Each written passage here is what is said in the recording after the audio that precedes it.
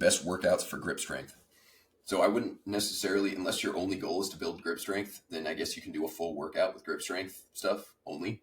But adding things to your workouts for grip strength, so like grip strength exercises, would be a better option. And you might just be calling exercises workouts, which a lot of people do, but there's a difference between an exercise or part of a workout and actual workouts.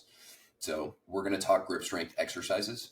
It does have a specificity component, so it does depend on what type of grip strength you are looking to build. Are you looking to prepare for selection and just get used to low carries a lot? Are you a rock climber and you want to improve your grip strength for rock climbing? Do you want to be able to do a dead hang for longer? Do you want to be better at climbing ropes? Rope climbing does not involve much grip strength if you do it right, but I mean, it does involve a little bit of it. So it does depend, but generally speaking, all the things I just mentioned. So you could do a lot of farmer's carries. You could do a lot of suitcase carries. You can, and I would recommend doing this, rotate what you carry. So rotate the grip width, especially. At selection, you're going to carry everything from a water can, which has a very small diameter, and it kind of can cut into your hand a little bit if you are either not wearing gloves or you're just not used to carrying something like that. So if you have access to the water cans that they use, you can fill them with water and carry those if you want. You don't necessarily have to do that, but might as well if you have access to them. You, of course, can carry kettlebells. That's usually what people use for farmer's carries. But also, if you're trying to go heavier, you can either, if your gym doesn't have the big torpedo things, basically the strongman things that they actually make for specifically for heavy carries, you can use a hex bar, and you can load the hex bar pretty heavy. I would keep most of your grip strength training, unless of course you're trying to just be able to hold on to something really tight for a really short period of time. I would keep most of your grip strength training pretty moderate intensity, not super high intensity, aka load, maybe in the 50 to 60 pound range for most of it. And then occasionally you can go a little bit heavier, but just know that's going to be more fatiguing and have less carryover. So we're talking like for selection prep, more grip strength endurance, being able to hold on to a moderate weight for a very long period of time rather than a super heavy weight for a short period of time. So you can do that. You're also going to have to carry some things with wider diameters. You're going to have to carry some poles, some of the aluminum poles that they make for apparatuses. And if you possibly can either purchase, or if your gym has fat grips to put on dumbbells, or you can even put them on a hex bar or whatever it may be, I would consider using that as well, just to get used to that wider diameter. That requires a little bit of extra grip strength, especially if you have smaller hands. That can be a really good thing to consider practicing. I would probably consider doing that regardless of who you are. You can also do things like dead hangs. You can hang on to a pull-up bar for a really long period of time. And a great additional advantage to that is it can be great for shoulder health, just doing lots of dead hangs throughout the day. You don't necessarily always have to go to failure or anything like that. I wouldn't recommend always going to failure, but doing it periodically would be a great idea. You can do it pre-workout, post-workout. You could do it if you have a pull-up bar at your house. You can do it at home throughout the day, and that would be another good option. If you're really looking to dial things in, or if you just know that you have lacking grip strength, you can purchase what's called Captains of Crush. They have multiple different resistance profiles on them, multiple different resistance amounts, I should say, where some of them are really, really hard to squeeze. Other ones are a little easier, but usually they come in like packs of 3. And you can basically Google Captains of Crush grip training and come up with some form of Captains of Crush protocol where you use that. That's just like really high frequency. This can be overdone for sure. If you do a lot of Captains of Crush and then you use grip, a lot of grip training in your training sessions, and you don't wear straps, like you can absolutely overdo the grip. So I would recommend really focusing specifically on grip stuff separately from your actual lifting. So when you're doing hinges, when you're doing split squats, lunges, where you have to hold dumbbells, I would usually use straps for those, or grips. That way you're not overdoing the grip training, and then you can train your grip very separately.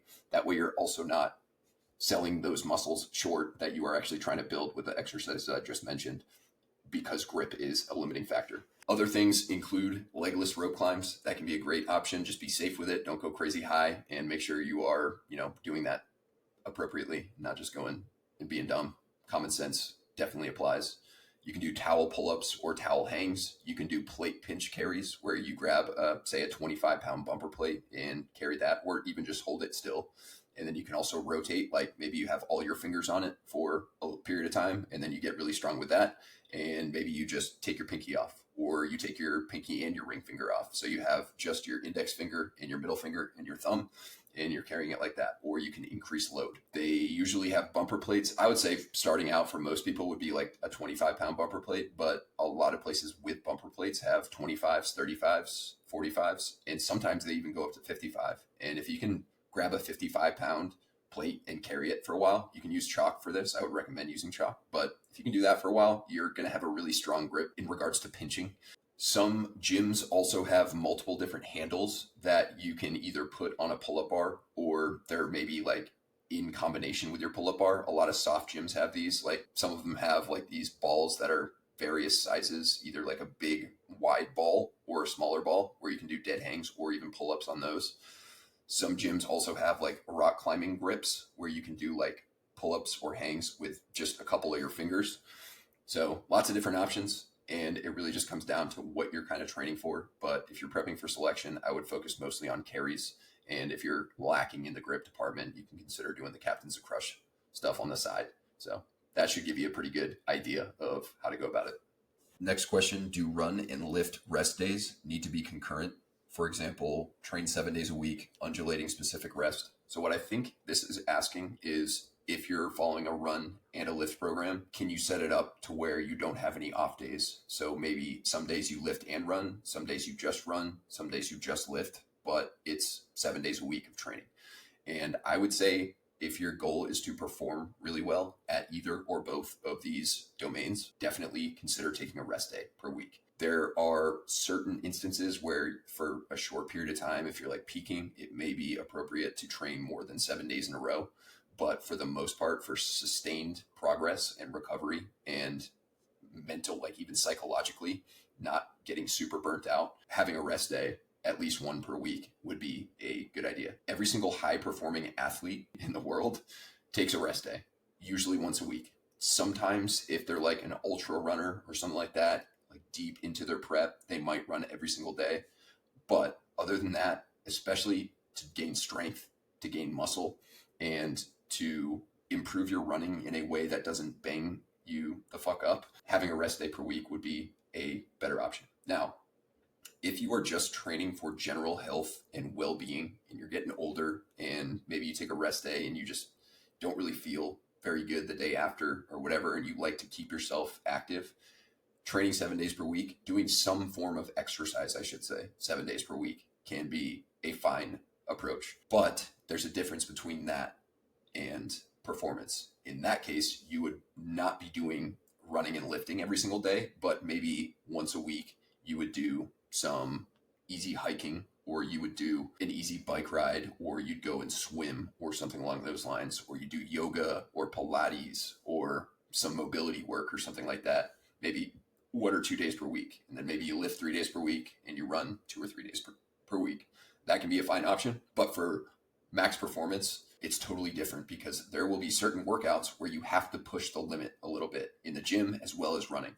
And because you're pushing the limit like that, even if you feel like not sore or super fatigued, you actually are in fact building up that overall fatigue, and it's going to interfere, or it's going to slow your progress down compared to allowing yourself to push hard, but also rest harder.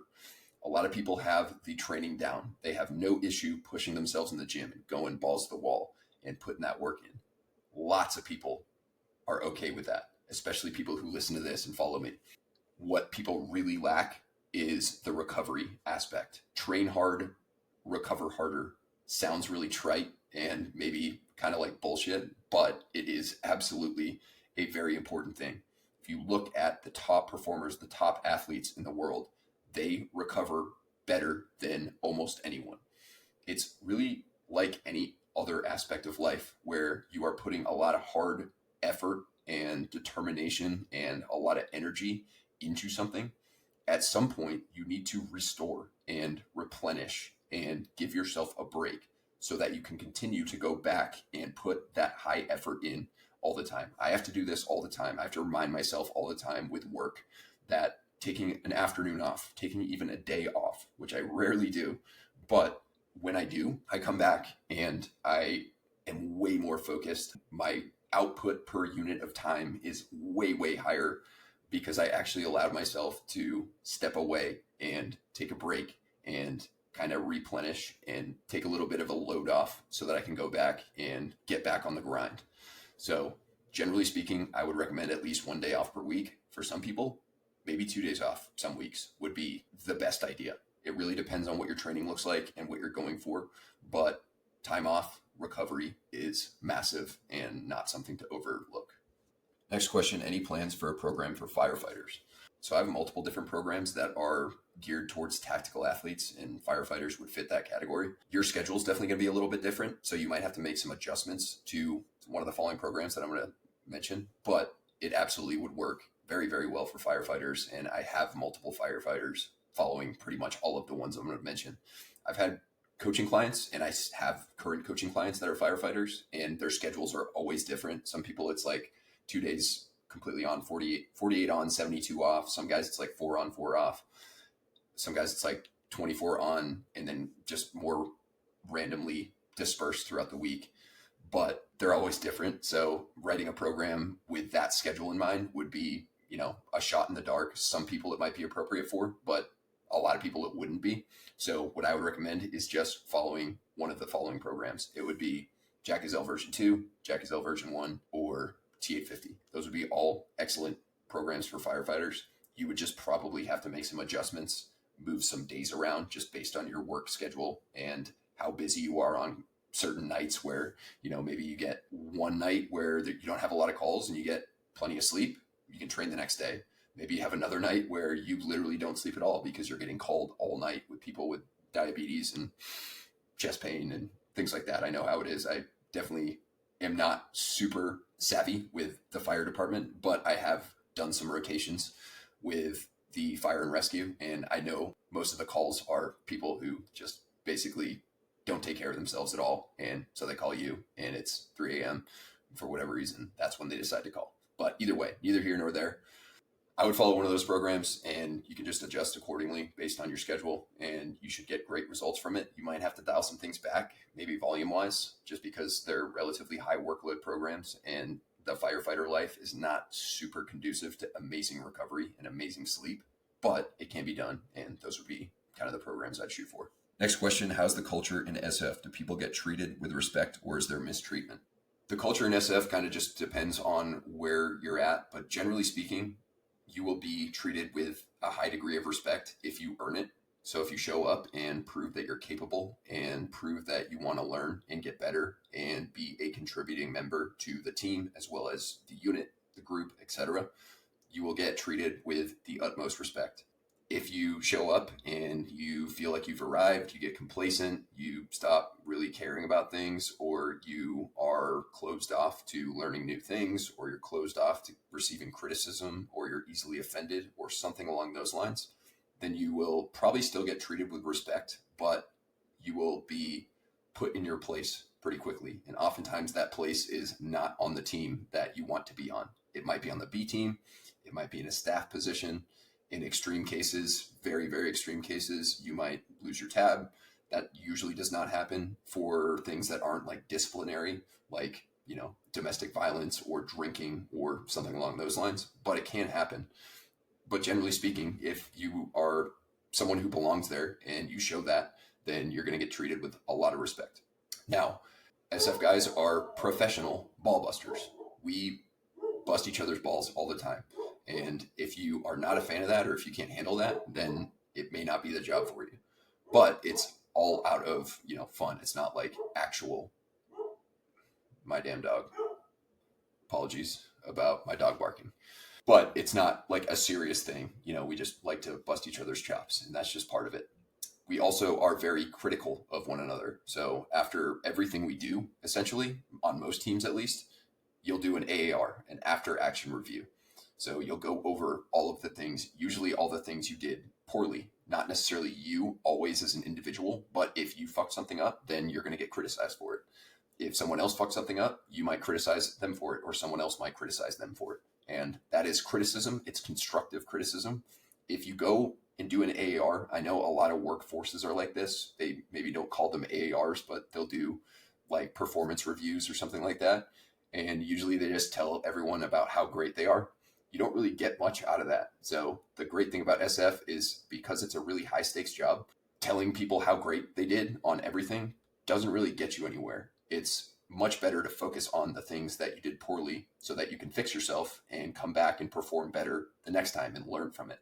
So if you struggle taking constructive criticism, or if you have thin skin, or if you are one of those people that just finds different things to get offended by, or different people to get offended by, or different situations to get offended by, then it's absolutely not the job for you. But if you can handle all that, then you're going to be good to go. What I usually say is if one person treats you with disrespect, it's usually on them. If everybody else treats you respectfully, but this just one person for whatever reason doesn't, it's usually something wrong with them, not you. If it's a trend and you start noticing multiple people treating you with disrespect, then you are probably fucked up and you have to fix yourself, or you got to, seek other employment opportunities or something along those lines. So that's what I would say is the general flavor of SF in regards to being treated respectfully or not. Just know that there's a big difference between respectfully treating someone and busting their balls. Big difference. So just part of the job. Next question. I work shifts and often sleep 4 to 6 hours. I try to catch up with 11 to 12 hours once a week. Is that a bad idea? Yeah, so this would not be my preferred approach if you can do anything about it, which I'm guessing you probably can. We'll just talk a little bit about some considerations. The main issues with these are, one, it's just not enough sleep quantity for the entire week, even if you are making up for it. Several days, it does depend on how many days a week you're sleeping 4 to 6 hours versus how many days a week you're sleeping longer. But I'm assuming most of the days a week you're sleeping 4 to 6, and then you try to make up with it with one big shot of sleep all at the end. So that's just not enough sleep in general to thrive. It's clearly enough to get by. Otherwise, you wouldn't be getting by. But a lot of people have a big misunderstanding of the difference between thriving and getting by. If you give yourself very poor or very lacking sleep conditions, you're going to get used to it. Your body is going to adapt to it over time. But that doesn't mean you are, just because you feel used to it and you perceive yourself to be okay, that doesn't mean you couldn't be better if you slept better. So that's one consideration. Two, because of the inconsistencies in duration, as well as the days that you're sleeping certain amounts of hours, because that's so drastically different throughout a week, your sleep quality is not going to be great either. Your body has certain rhythms that it gets into. Of course, if you're working shift work, you're already going to be at a disadvantage because your rhythm is just not in tune with what the rhythm of the human body is supposed to be in. You're supposed to sleep at nighttime and you're supposed to be awake during the day. We're not nocturnal. And when people have to work these jobs, of course, we need people to work shift work. So thank you for doing it, but it's still not great for health overall, even if you are super dialed in with everything. In this case, because you're only sleeping 4 to 6 hours some nights, and then you're trying to make up for it on the other night, your rhythm is going to be completely all over the place. So you might pass out and just get a bunch of sleep, but it's not going to be as quality because you are just not giving your body the right environment to sleep well. So what I would do is shoot for that top end of the range, 6 hours. If you can sleep 6 hours some nights, you probably can sleep 6 hours every night. If you figure out some things that you do throughout the day that maybe waste time and don't really serve you very well, that you can replace with sleeping.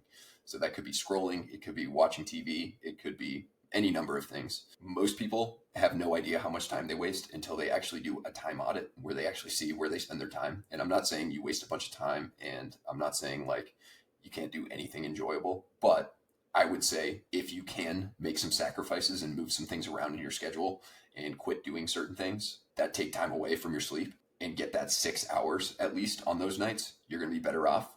And if you have a couple nights a week where you can get 8 or 9, that would be much better than sometimes getting 4, sometimes getting 5, sometimes getting 6, then back to 4. And then all of a sudden you get a 11 to 12 hour bout of sleep.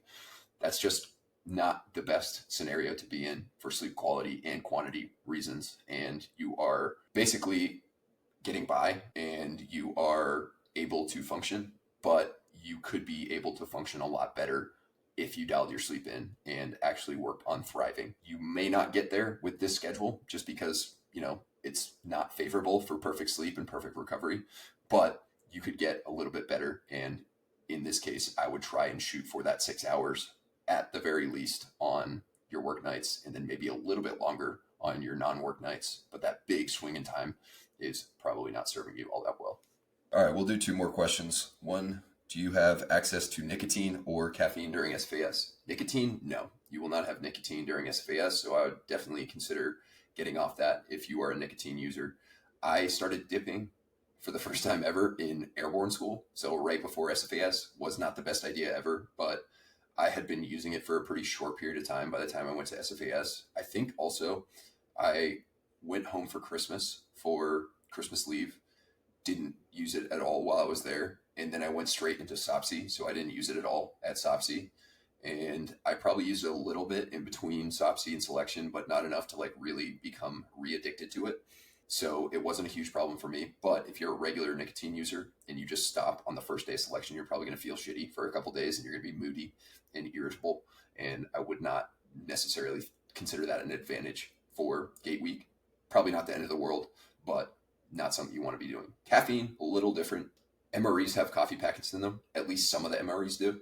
And when I went through, I don't remember them saying like you couldn't use it or not. Like I definitely used some caffeine throughout the first week strategically, like before the runs and rucks and whatnot. But it's not enough caffeine in one of those packets to support a caffeine addiction or to support your reliance on caffeine. So say, for example, you're consuming 200, 300, 400 milligrams of caffeine per day. Not a huge deal. Like if you're under 400 milligrams of caffeine per day, you're doing all right as long as it's not interfering with your sleep or causing crazy anxiety or side effects or whatever. Everyone's a little different in that regard. But if you're consuming 300, 400 when you go to selection and you're hoping that the MRE coffee packets will allow you to not feel withdrawals, it's not going to be enough. So you're probably going to feel like shit for the first couple of days. And guess what? The first couple of days are when you need to perform at a high level. Of course, you have to perform the entire time, but those first couple of days are when caffeine can really enhance your performance if you are sensitive to it.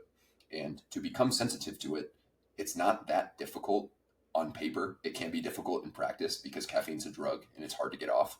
But if you are at caffeine 0, no caffeine, about 12 days out, I would say just for safety, 2 weeks, that is enough time to fully resensitize yourself to caffeine. And in that case, when you go and use those coffee packets, maybe you even save 2 or 3 for before some of your bigger rucks or runs, your gated events, then you'll actually feel it and you'll benefit from the performance benefits of caffeine because you might be getting 150, maybe 200 milligrams of caffeine as opposed to just having one of them. You probably, I would say one of those coffee packets maybe has 60 to 80 milligrams of caffeine at the most, maybe not even that. So if you can hoard a couple, be careful with this. Don't get caught doing it. I don't know what the rules and regs are on hoarding MRE coffee packets, but do what your rank can handle. Be smart about it. But if you can, say you're getting to the fourth gated event, and it happens to be one of the rucks, and you're kind of feeling smoked. You feel like a little bit banged up, and you're struggling to recover a little. Kind of common during the first week. Maybe you pop a little caffeine beforehand. Maybe you have 2 packets before and 1 packet halfway through, just to kind of keep yourself going. That can be very beneficial. But again, if you're super addicted and you drink caffeine right up to when you go, and then you hope that the coffee packets are going to be enough, they're not really. They might make you feel a little bit not as bad, but they're still not going to support a solid caffeine addiction. So that would be my best recommendation going in. To get off it, you can either go cold turkey in combination with like your taper, so you don't really care about feeling kind of shitty for a couple of days, or you can taper it. This kind of depends on your personality and your preferences. For me, the only way I can get off caffeine is if I just suck it up and go cold turkey, because if I taper it, I always end up messing it up. But not everyone's like that. It can be a decent idea to taper it. Either way is totally fine. If you want actual specifics on, a lot more on that question, as well as lots of different things for selection prep, nutrition, recovery, you can check out my selection prep recovery guide. That'll give you a good solid protocol for getting off caffeine. Next question, jogging versus walking during rest periods on repeats, like 6x400 with 130 rest. Yes, either one can be done. Usually when you're just starting out, I would favor walking or just like kind of pacing around slowly. When you are getting more fit, one of the things you can manipulate besides the rest duration is what you do on that rest period. you can make it a less complete rest by incorporating some walking. So say, for example, when you're first starting out, maybe you do 6 400s, then you do 7 the following week, 8 the following week, all the same rest periods, all walking during the rest periods. Then maybe you get up to 10, 11, 12 400s, and you feel like you're smashing it, and maybe you're getting faster and faster. You're doing repeats very, very well. You can start challenging yourself by maybe you still have that same duration of the rest period, but for the last 30 seconds, you jog into the next lap. So it's still a minute and a half rest. First 60 seconds, you just walk pace like you normally do. And then the last 30 seconds, you do a really light jog in the next lap. The more fit you get, the less rest you're going to need during repeats. And if you're doing repeats at the proper intensity, you're not going too hard. There's absolutely a point in time where you can reduce the duration of the rest period. So maybe you reduce it down to 1:15, then eventually 1 minute, or you can change what you do during that rest period. And part of it can be jogging. A lot of people who are higher level runners, like professional runners, they just jog during their rest periods. It's almost like a fartlek run, more so than repeats. But since they're so fit, a marathon runner might run 25 400s, and in between each 400, they have 30 seconds of rest, but they're just jogging. And they'll continue to do that at marathon pace. And it's definitely a bruiser of a workout, but they can do that. It's pretty impractical to expect to be able to get there as just a regular person that is trying to get better at running, but not like a elite marathon runner. But you can kind of use that to guide your decisions with manipulation of rest periods. For many of my clients, I will have them, once they get more advanced, we've been doing repeats for a long time, I'll have them run for part of the rest period, and it works pretty well as long as you're not starting to run for your rest periods and it's detracting and making you worse at repeats and slowing you down. The important part about repeats is the ability to repeat the pace and sustain the pace and choose a good solid pace that is appropriate for your abilities and your goals, not necessarily to try and rest less and hope for the best. So as long as you are doing it reasonably and you're being smart about it, you should be able to manipulate rest periods, and it can be very beneficial to do. All right, we'll make this the last question. Does non-running 15,000 steps 6 out of 7 days help in any way to become special operations? So I think what he's asking is averaging 15,000 steps per day, but non-running. Will that help you prepare for selection? And no, not necessarily, but it's not a bad thing to do, especially if you haven't started building a running base yet and you're averaging 15,000 steps per day. You are going to be less susceptible to injury when you do start increasing your running volume, mileage, intensity, and things like that. Your body's just going to be more used to being on your feet. So it's not like some magic thing where like you can expedite a base building process significantly because you just average a lot of walking steps per day, but it is definitely a consideration. If you're averaging 3,000 steps per day, like the average American, and you start a base building plan and you do a bunch of running, you're just less likely to be accustomed to it and used to it, just time on your feet, and it could be potentially more problematic. So not a bad idea to increase your step count for a while. If you are doing it in addition to, say you're getting closer to selection, you're doing a selection prep program and you're doing some walking in addition to your running and your rucking, your lifting, etc. Is it going to enhance your results? No, but it's also not going to detract from it, and you're just going to be more used to being on your feet. And so long as you're not going too crazy with the walking or trying to hit some crazy high step count, or you're not doing like power walking all the time, then it's not going to interfere with your progression and your ability to put good solid effort into each of the important workouts that you have to do for selection prep. So is it going to be something that like really supercharges or enhances your selection prep? No. But is it a bad habit? Absolutely not. In fact, it's a really good habit, whether you're training for selection or not, to get more steps. You don't have to get quite this high. If you're just looking for a healthy, sustainable step count, you can get 8, 9, 10,000 steps per day and be really, really well off. But it's definitely not something that you have to like dial back or fix or anything like that. I would definitely sustain it if it works well for you and you got the time for it and it doesn't detract from your training. Definitely something to consider doing. So that's it, guys. Last question. Thank you very much for tuning in. I will be back soon with another episode. This next episode is going to be a breakdown of my 3 hybrid programs, Jack Gazelle version 2, and T850. So I get a lot of questions about that. So I figured I'd make a little quick episode on the differences and what you can look for in those programs. So yeah, thanks for listening, guys. Chat soon. Till then, Terminator out.